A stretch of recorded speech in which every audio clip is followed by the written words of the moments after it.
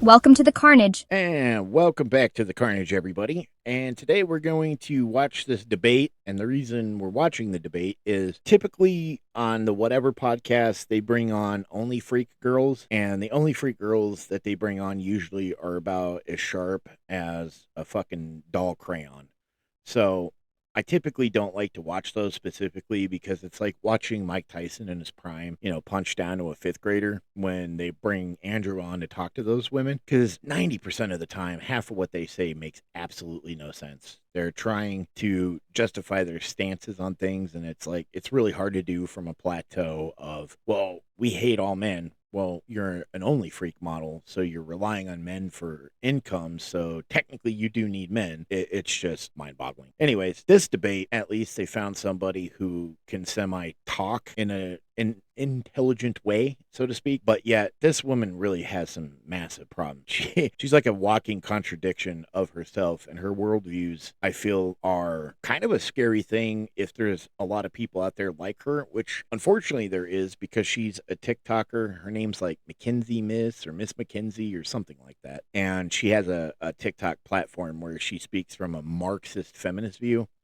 And I find that funny simply because those are two very different ideologies and they don't really mesh well in a sense of completely alleviating men. And her stances on most of this isn't a feminist view. It's actually female supremacy, which I feel most women who call themselves feminists, that's what they are. Let's not beat around the bush.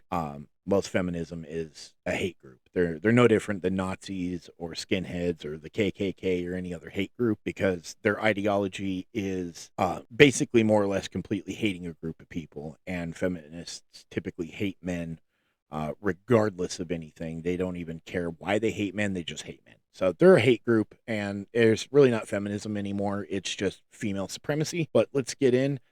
This is an 8-hour deal. We're not watching the whole thing. That would be way too long. I will leave a description for the entire video in my description. The link will be there. So you'll be able to watch the video if you want, to listen to Andrew completely make this woman want to pull her hair out for 8 hours. That's up to you. We're just going to do some of the finer points of this podcast. So let's jump right in. You will each have a 5-minute opening statement, and then the rest of the show will just be open conversation. There are going to be some prompt changes and breaks for messages from the audience. Now we're going to do a coin flip to determine who gets to pick whether they go first or second for the opener, if you can pull that up. So Kenzie, you get to call it heads or tails. Heads. Okay, tails. So Andrew, do you want to go first or second for the opener? I'll go second. Second, okay. Kenzie, why don't you go ahead and go first with your opening statement? So are we still doing like the statement in terms of like what our worldview is? Generalized opening statement, and then I think we can incorporate the worldview into the opening statement. Okay. Yeah. My name is Miss Kenzie. I'm a TikTok feminist Marxist debater. My opening statement is essentially a feminist and Marxist critique on certain oppressive systems that we see not only globally but specifically in the United States, how they negatively affect women, relationships, society as a whole, and the philosophy into which how we should organize as a society into what our ultimate goal is. Okay. Andrew, what about you? So that was a really quick opening statement. Do you want more time or no. or anything else? Okay, no, go ahead, Andrew. I'm ready to discuss stuff. All right. Well, my name is Andrew Wilson, and you could call me a Christian populist. You might refer to that as like Christian nationalist, maybe, though I do prefer the term populist.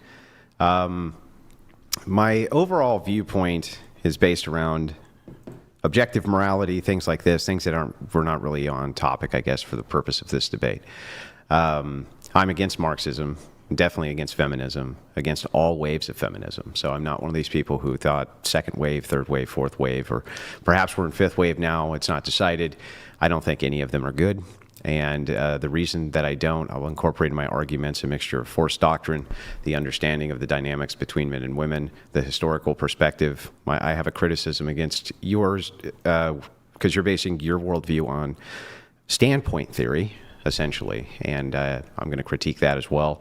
So overall, that's kind of what my worldview is. If you wanted to dive in a little deeper into that, I would say right-wing conservative, from your perspective, likely bordering on authoritarianism.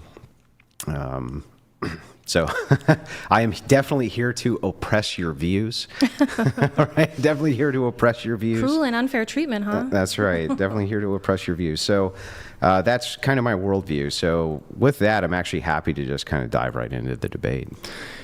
I think one thing we were going to do first before we get into the open portion of the conversation was just defining a few terms and clearing those up.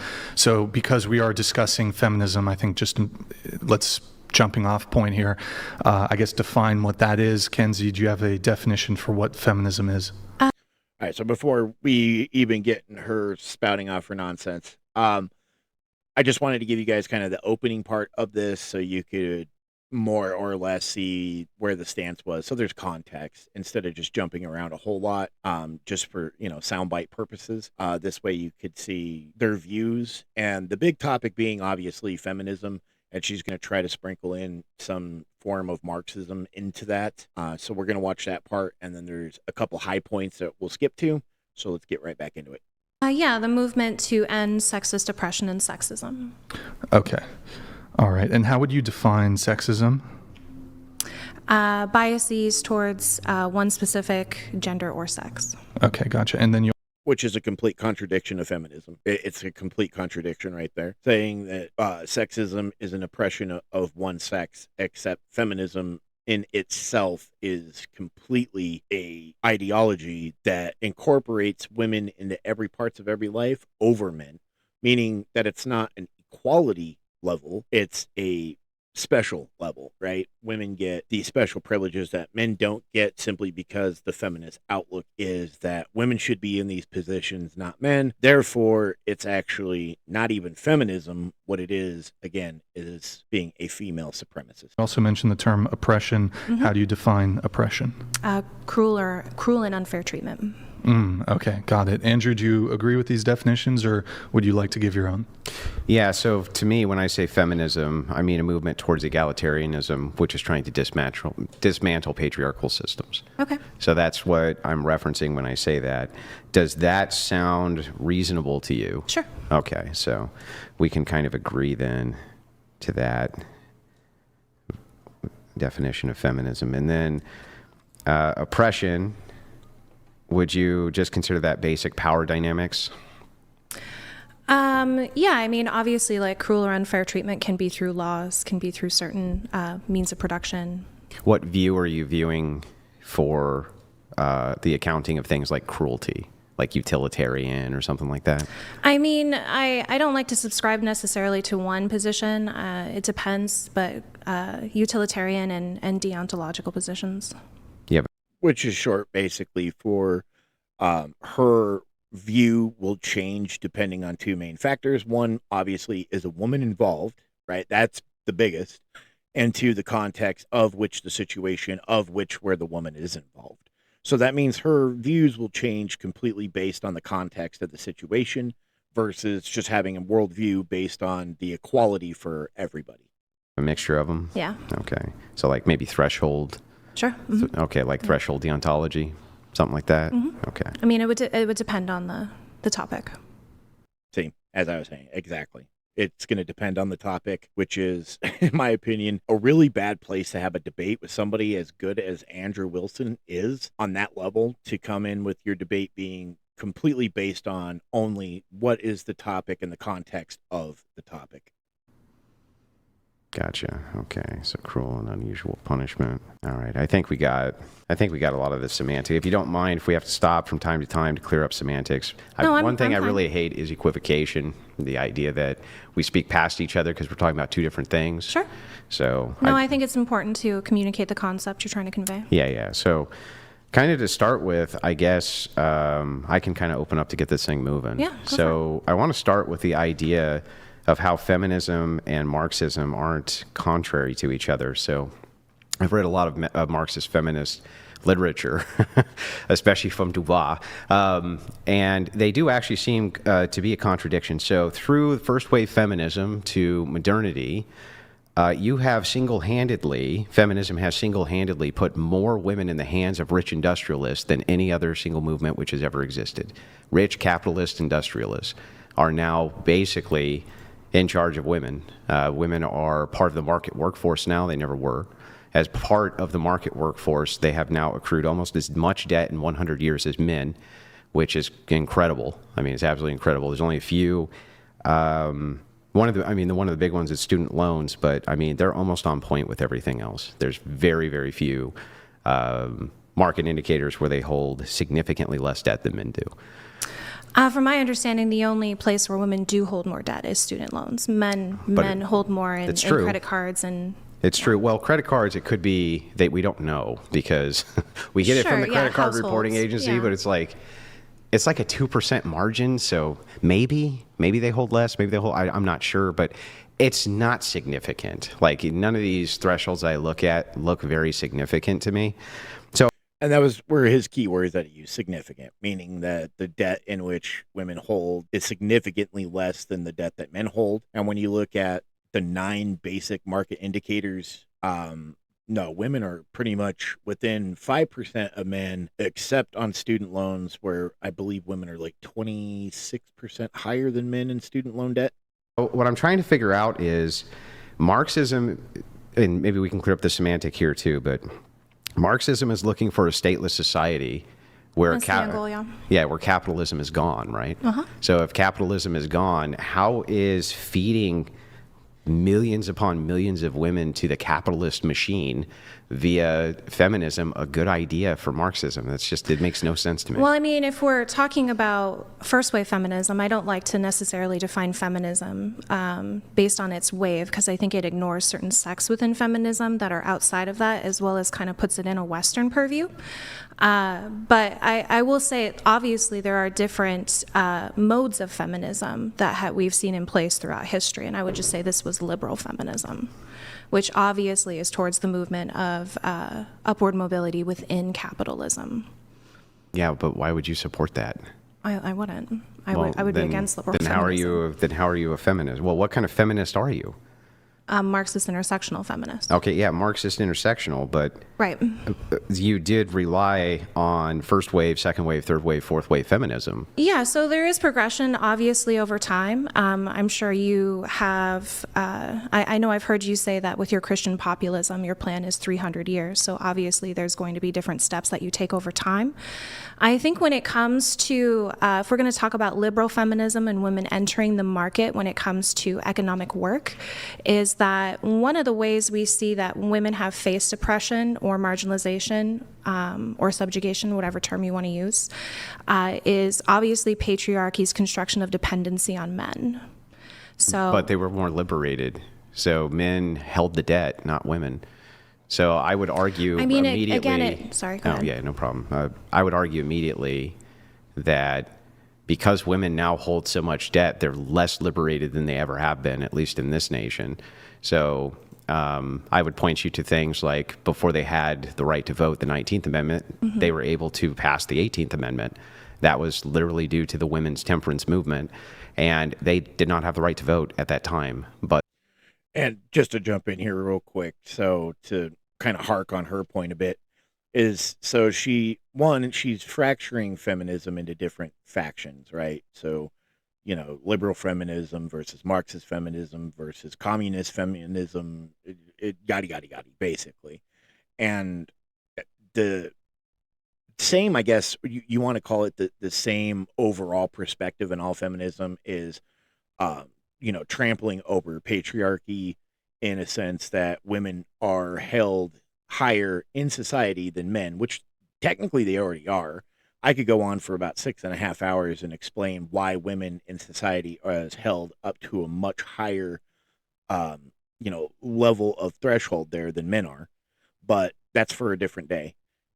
So breaking down the patriarchy in, let's say, the workforce, for example, and saying working within those systems that all workforce, and I mean everything, right? From, sweeping gutters to flipping hamburgers to being an engineer. She's considering all of that as a patriarchal system, regardless. They had so much moral political power that they were able to pass that. So they definitely had political power, and they had no debt. I don't see how this is. Well, I don't more think a lot of liberating. people had debt during that time. Yeah, men had a lot of debt. Men, I mean, they Like had all the individual debt. debt? They had all the debt. All of it. Like Sure, but 1 like- to 2% maybe for women. Sure. So, I mean, if we're talking about, like, do I think debt is a good thing? No, that would be a critique against capitalism. The critique that with feminism in that specific instance that you've given is that the only way to get access to the material goods of life is obviously through money. And so when women are able to participate in the market, then they are dependent on men in order to get housing, to get food, to get shelter, so on and so forth. Or, they're paid very low wages. And so I think expanding that market then creates more individual opportunities to where you don't have to get married. So this boggles my mind. There are businesses out there currently today in the modern era that women created, right? And their argument is well, they're not as lucrative as these other, staples in the business world. That's not anybody's fault as far as whether it was men or women. It's these industries were created because of the need of these industries in modern day, right?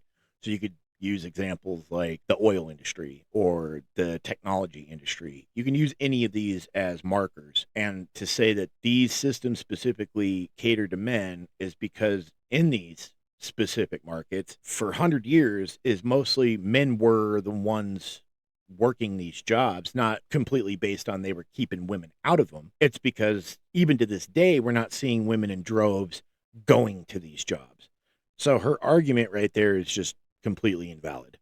To where you can have more autonomy in your choice. Yeah, but this is really this is a very odd position that I don't think stacks up very well. So if the idea is women need to be able to gain more materialism, that is in conflict with Marxism, which is I saying agree. I'm that saying women... that's under capitalism.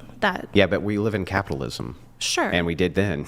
I understand that. So the thing is like, it seems very contradictory to me to say, well, okay, access to materialism. Hold on. Sorry. What's going on? I was trying to turn off the bait. That's my bad. Okay, I apologize. Yeah, no problem. We have a new. Yeah, no problem. Okay, sorry. Go ahead. Go ahead. So it's just really bizarre to me when you say women need to be able to access materialism in order to be less oppressed, when now women they have. By the way, I mean their student loan debt alone is insane. They're now under the yoke of capitalism more significantly than they ever have been because of this accruement of debt. So it seems like you're just feeding them into the system while calling it liberation when rich industrialists owned them then and own them now.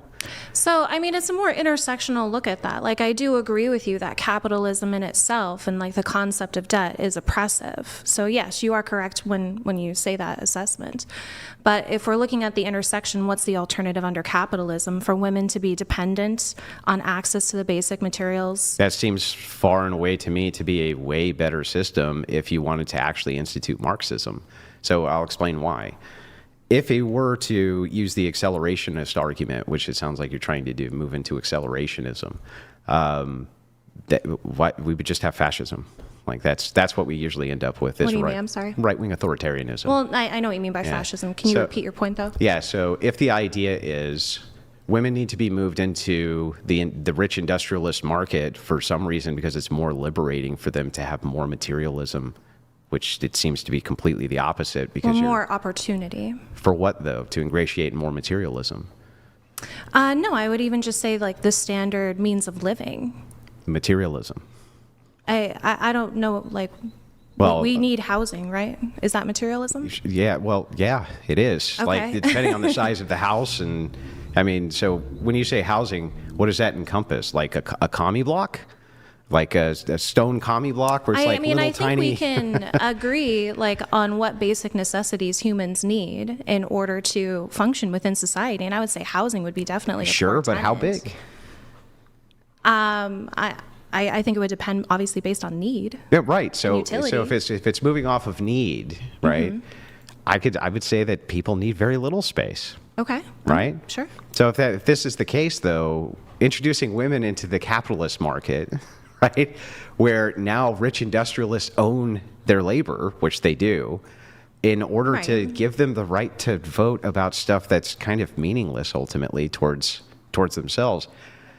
What was the point of that for Marxism? It's totally counterintuitive. Well, I'm not saying it's a movement towards Marxism. I'm saying that that's obviously like a liberal feminist movement, which is upward mobility within capitalism so that you can have access to. So you don't support feminism? I don't support liberal feminism. But that's the only type of feminism we've had here. In terms of certain movements, sure. I guess it would depend on how you classify certain movements. But when we're talking about like capitalist critique, those who think that women would find liberation having the same access to capitalist opportunities as men is a liberal feminist idea. Which they already do. I would argue that there is more opportunity for women on just a given everyday basis than there are for men. You can make the argument in all sorts of markets. Specifically, let's talk about professional sports, for example. Talk about access to university, different health care.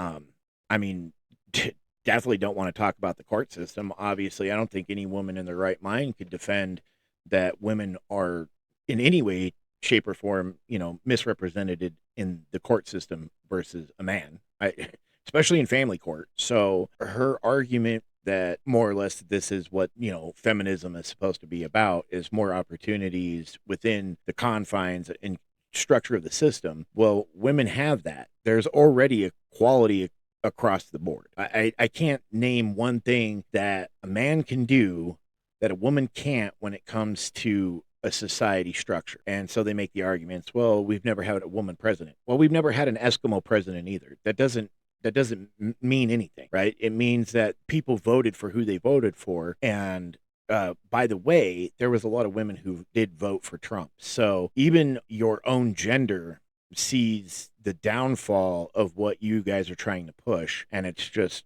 mind-boggling that you don't accept those women because, dude, nobody hates women more than feminists. I'm telling you that now. Feminists hate women more than men because every time a woman tries to stick up, for traditional values or say this isn't the way, they're automatically called a pick-me and a traitor and all of these other things. So she makes absolutely no sense. But I don't understand then.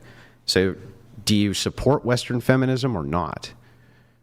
I don't, if you want to label it as that Western feminism. Okay, so the only feminism that I can point to is either the feminism here, or we can talk about communist feminism, but that was liberalized as well. I disagree. I think we can see when the Black Panthers in the 60s and 70s, that's where womanism was born out of, which is also Marxist theory. Yeah, sure, but it was also part of a feminist movement. Right. The sexual liberation was a big part of what was going on in the 60s with Black Panther and female liberation too. Mm-hmm. So I'm just curious though, first wave feminism, you agree, essentially fed all women into this massive capitalist machine, whereas they did not have to participate in it before. I think that's a really exclusionary idea of first wave feminism because there were also feminists who were abolitionists. There were also feminists who were poor, who wanted more rights for the working class, and those were kind of ignored. So I think if you want to label first wave feminism as essentially the suffragette movement, and the means to enter capitalist, I don't think that's all encompassing of feminism. First wave feminism is definitely responsible for millions upon millions upon millions of women entering into the workforce under rich capitalist industrialists. Single-handedly responsible for that. Okay. Exactly. So we're going to jump to the next point after this because she goes on a 10-minute tirade of the differences between each wave of feminism, and none of them intermingle with each other, and how she more or less will not give a straight answer on it. So that part we're going to skip just because it gets annoying listening to her for 10 minutes ramble on about stupid crap that doesn't even remotely make an answer to what Andrew asked. So the next part we're getting into, you're going to really see this kind of hone in on her inability to keep up with Andrew in this debate, and why I believe that she probably should have maybe, I don't know, slipped in on this day. Standard, but you're a moral relativist. You can't be like, you can't do that. It's relative. It's What do totally you relative. mean? So is one set of morals of more value than another set of morals? I think morale, like there are moral facts, if that's what you're asking me. No, that's not what I'm asking you. I'm asking you if one set of moral particulars has more value than another set of moral particulars. I'm not sure how to answer.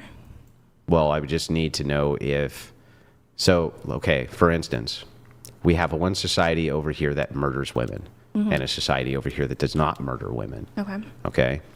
Can you point to something objective that makes the society murdering women? There's some like moral claim that you can make which is objective for why that's wrong. Well, I mean, murder by definition is wrong. No. Why would it's the unjustified? Yeah. Yeah, And unjust mean Yeah, wrong. unjustified doesn't mean immoral.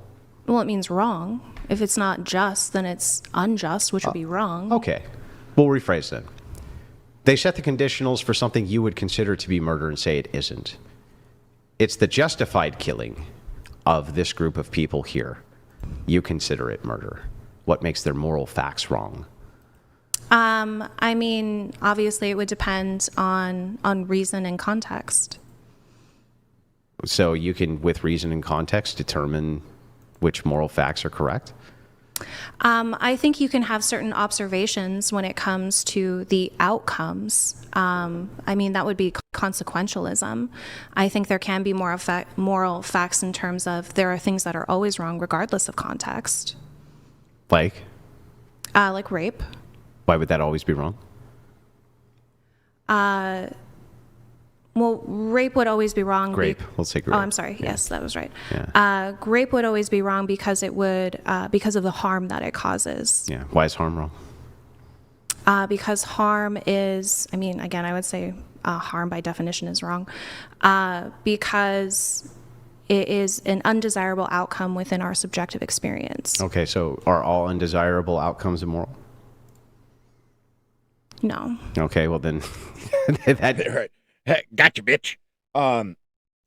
So there you go. I feel like she can't answer any of this because it would make her look worse if she tried to. So her best thing to do is just basically shrug and say sure, or okay, or yeah, or whatever. Right? She's not giving a definite answer. And all he's trying to do is get her to admit that in her feminist view that there are morals that mean more to her than morals that might mean more to somebody else, right? And for an example of that would be, is it okay for, the Nazis to annihilate the Jews? Obviously not, right? I feel like most people would say morally that is wrong, right? Now, is that morally more wrong than, let's say, Russians killing the Ukrainians? No, it's on the same echelon. Would you see one worse than the other, though? And obviously, most people would be like, well, yeah, World War II is obviously worse, right? Body count, etc. But that's what he's trying to get her to do, and she refuses to do it because if she does, then she basically plays her hand, and he knows that. then you just contradicted your position. Sure. So then you can't point to a set of particulars, which are... I think then, again, that would be kind of, based on obviously the scale of harm. I think if there's a certain degree It wouldn't of harm, matter. If it is the case that nothing which is against your subjective experience that you consider harmful is bad, except by your own experience, then we're just back to relativism. It's like, Sure. yeah, you're never going to get past relativism. So I don't really know how you can make the claim that this is worse than that. But if you do, right, I'm just willing to grant that you have a principle and we'll adhere to the principle for the purpose of the debate so we don't bog it down with relativism Sure. versus non-relativism. Okay. We'll kind of just give you the out there because there's no reason to stay on it. But back to this idea of let's see, right before that, when we were diving into your force Yeah. and force doctrine. Yeah, so I would say that might makes. I'm not saying right. I'm not going to make the claim that it makes right, but it does make. And so I think that force doctrine is the necessary requisite for rights. It's the necessary requisite to have a nation. It's the necessary requisite to have anything. It's force. I disagree, because we could obviously agree on rights and have a cooperative I nature. agree. We could agree on rights. And then if somebody violates the rights, what do we use? I mean, I would be more towards restorative justice, as well as obviously centering the harm that the victim causes. But, Both of those require force. I can agree to some extent, but I don't think necessarily if rights violations happen, that what the punishment or what the outcomes is what one would deem justice. I would say the conditions to which society is to prevent harm would be the ultimate goal. Okay. And so more or less in like a she's making them at night kind of way here is she's exactly describing law, but she's doing it in a way where it's more gentle parenting, so to speak. Right? So somebody does something wrong, and instead of incorporating justice on a predefined set of consequences for said offense, she would rather it be a restorative justice and gentle parenting. Like, what you did was wrong. Don't do that again. And how were you feeling when that happened? So, okay, see, now pull up your big boy pants and be a trooper. Don't do that again. That does not in any way, shape, or form prevent people from doing things that they shouldn't be doing. Versus what Andrew's talking about is a set form of consequences for said action. This is what's going to happen if you do this. And in every way, shape, and form, that is force. That is absolutely force. That would require force. How? Because if somebody violates any of your principles or any of your rights, how do you get them to not do that? Well, I think rights violations happen for specific reasons within society. Like if you were to say that you violated my rights by coming in my house and stealing all my stuff, then if we're in a society of capitalism to where people are subjected to poverty and need access to material goods. Okay, let's say we have communism. Communism can't exist without force. It's impossible. Well, that's again like an example of how we would prevent rights violations, because I would say, like, if the right is violated, did you really have it to begin with? Yeah, but you're baking into your hypothetical here, oh, you violated my right, and now we have done, and you did it based on some conditional of some externality that drove you to this. Sure. Right? Forget that, right? They just fucking want to. They just want to. I think that's just a lazy presupposition. That people just want to do things? See, and I don't know how she gets there, because it's the human experience, right? Nature, right? There's things that people need to do, right? We need to eat, we need to sleep, we need to poop, we need to do these things because it's a need. It's something baked into our entire primitive DNA that we cannot exist without doing these set of things. However, on the other side of the human experience is that most people have the want to do something, not the need, but the want. I want to watch this movie. I want to play this video game. I want to have a party night. I want sex. I want this. I want a new phone. Those are wants. Those aren't needs. Those are wants, right? So to say, and her logic of frickin' thinking here, which really annoying, by the way, is that she doesn't think that because it's lazy. Well, no, that's the human experience. There are people out there, criminals, that just want to do criminal things because that is how they function in our society, because they don't want to get a job. They don't want to work a 9 to 5. They don't want to do these things. What they would rather do is steal it from somebody else and live the life that they want to do. That's a want, okay? And there's nothing lazy about that, because there's plenty of people that just want to watch the world burn. Yeah, just want to cause harm. Psychopaths don't exist. Sociopaths, narcissists, these people don't exist, or they do? They do exist, but again, we're talking about what conditions they exist under, and those are very rare. Okay, I'll even grant that it's rare. Yeah. I'll even grant that it's rare. Can you? But I don't think people are born psychopaths or Can you sociopaths. Again, I would say those are environmental conditions. Okay, like what? Nourishment? Well, no, your brain is a social organ, and so it responds to your environment. I think they did a study where they analyzed, I forget how many serial killers' brains, but or serial unalivers, but they all had severe damage to the orbital region. Well, I'd like to take a look at the data there, Sure. but was there a meta-analysis done on it? I can't remember if it was a meta-analysis. I want to say it was, but I Okay. can't remember. Well, in any case, it doesn't really matter. Ultimately, it doesn't matter what society you live in. There's gonna be a prerequisite requirement for force, no matter what. Doesn't matter how. Like, could you even give me in a society in which that would not be the case? I mean, it's hard to conceptualize in terms of, I think if we had a society based on technology, what do you mean by force? Are we just talking about like violence? If you have a society in which people have any And see how she started going on one point of technology and then realized that was a stupid argument. And then she was like, but what do you mean force? She knows what the hell he means. She just doesn't want to answer the question because she knows she's wrong. And this is the only way that she can debate is by, re-emphasizing, well, what do you mean?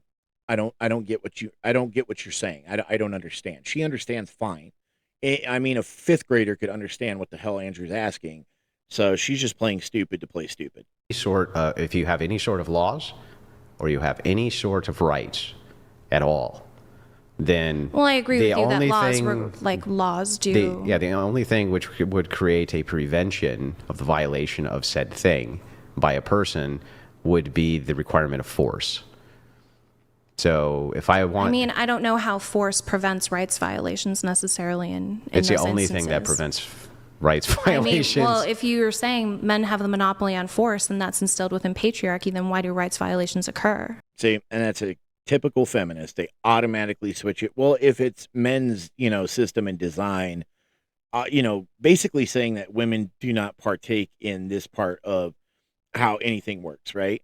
And I would say that that's not true at all because there are plenty of women out there, and I'll just use this as an example, that your best friend tries to steal your husband, right? And what's that woman typically going to do?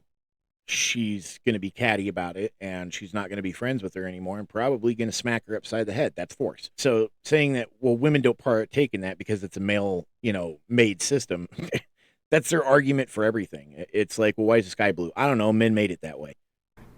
Well, no, that doesn't even follow. It would just follow that men are the only ones who could stop rights violations. I mean, at least in mass. Okay. Yeah, that's the only thing that would follow from that. It's like men are the ones in mass who would stop rights violations, which is exactly what happens right now. They are the ones in mass who stop rights violations. I think when we talk about that too, like obviously, the entity that is in control of force is also can commit rights violations. Sure. So Don't disagree at all. okay. Totally agree. So I don't think that the way to society and essentially to establish rights is necessarily through force. The only way it can be. Well, what happens if you violate somebody's right then? I mean, what do you mean what happens? Well, how do you stop them from doing that? Well, they already did it. What do you mean, how do you stop them? Well, okay. So I want to take over your country, right? Why? Are you just going to let me walk in and do that, or? Well, I mean, why? And again, like, do you really have like the modes of production and the feel materials? like it. I just don't think people wake up and just say, "I feel like doing this." Do you feel like motive rapists behind wake up and feel like graping? Wake up and feel like graping? Like no, they not say, necessarily. today is the day? No. No? No. No? So, again, I'm actually really confused now. I So- think so there you are have- instances, sure, where rape can be premeditated. If we didn't enforce but our laws, are you So what is she basically saying is like, what, some guy just randomly walks into a supermarket and sees somebody and he's like, oh, like there's no planning behind that? Absolutely not. People who do those kinds of things, they always are premeditated. because their fear of getting caught outweighs their need for doing whatever it is that they're going to do, right? And so I'm not going to use like hypothetical words like unalive and those things. You know what I'm talking about. So her saying that, like, she doesn't think that these people wake up and that's on their mind, it just shows you how naive she is. And I think she's just playing stupid because she knows that she got backed into a corner and there's really no way out. Saying people would break them more or less? If we didn't enforce our laws, Would people break them more or less? I think it would depend on the law. Any law. I mean, do you not schmurder because it's illegal? There's probably a lot of people that I'd like to Well, if it was legal. I'm just asking. Murder's fine, by the way. Okay. So, like, you and I would have you murder? Do you not murder because it's illegal? You and I would have a distinction in what we would consider murder to be. Right? You and I would have a distinction in that. What do you mean? I thought we agreed it's unjust killing. Yeah, but what we consider justified to be would be different. Okay. So that would be where we would have a semantic distinction there, right? So, for instance, if somebody was stealing... per the hang law, on, I'll explain. Okay, go ahead, sorry. Someone is stealing property. Are you entitled to kill them?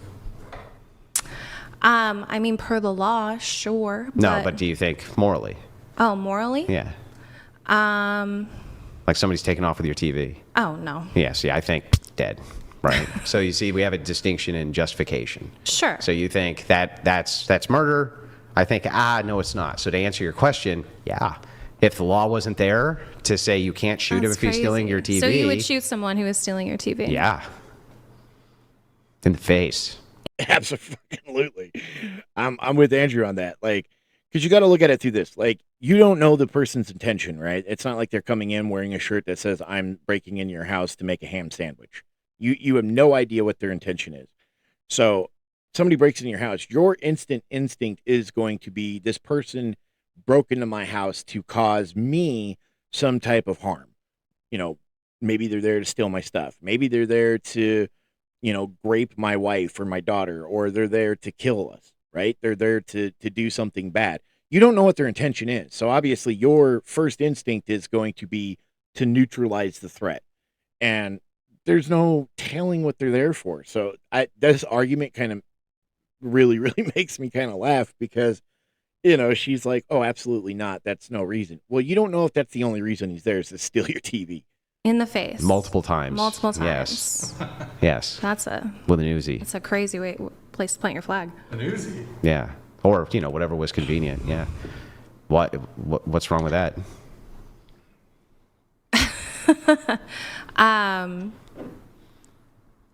I would say that the loss of their life certainly outweighs your TV.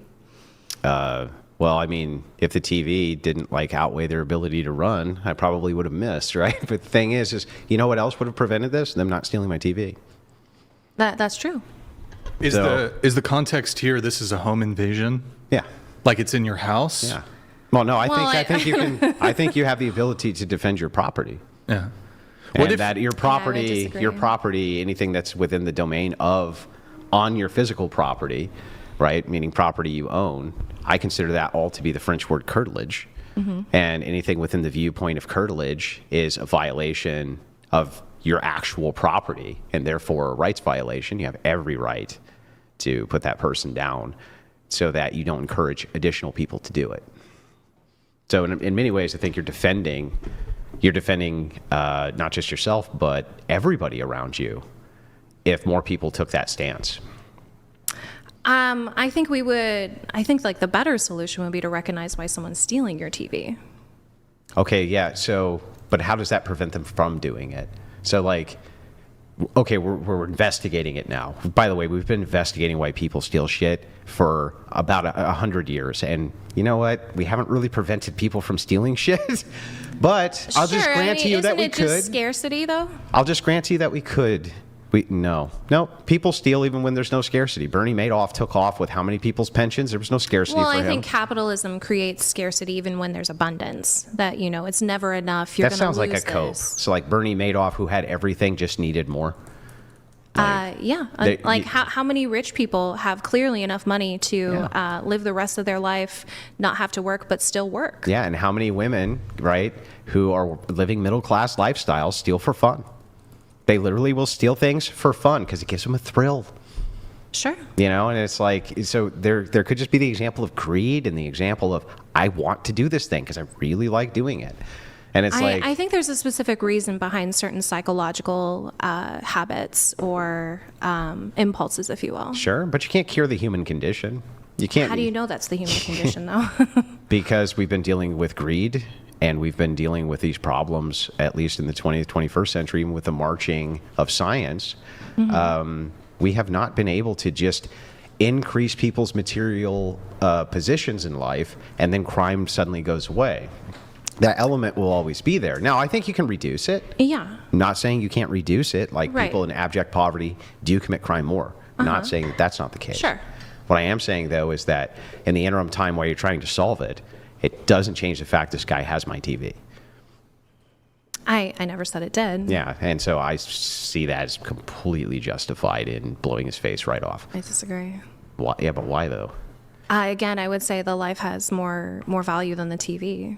Okay, let's see if you actually believe that. Okay. This would necessarily entail that his life had more value than any of your property. What do you mean? Well, Why? I mean, you're not going to put a number on his life, right? His life's worth more than all the money in the world, isn't it? It's a man? Woman. Oh, then yes. Yeah. And that's where I'm going to stop it, because don't even need to go any further for the next 6.5 hours of this debate. There you go. Right? So up until that point, she was on par with saying, well, this person's life is worth more than your property. And then she changed it when she realized she was in the wrong. And she asked, well, is it a man? And when he said, no, woman, you saw how she had a shit-eating grin and was like, oh, then yeah, her life is way more worth than any of your property. And so there you go. There's the semantics right there, right? Is that, oh no, I would agree with you if, a man broke into your house and did this, and yeah, you have every right. But if a woman did it, no, you shouldn't do that. So do you see what I'm saying? She's holding women higher in the society of her life is worth more than a man's. And you know what we call that? Supremacy. So she is, as most of these feminists are, female supremacists, and they're no different than any other hate group out there. But like I said, I will have the link to this in my description if you want to watch the whole thing. Have at it. You'll probably walk out of that with a headache like I did, because listening to her talk is something else. But I'll have it in there. And then if you guys get the chance, go ahead and hit like, hit subscribe. If not, that's okay too. But we will catch you all on the next video.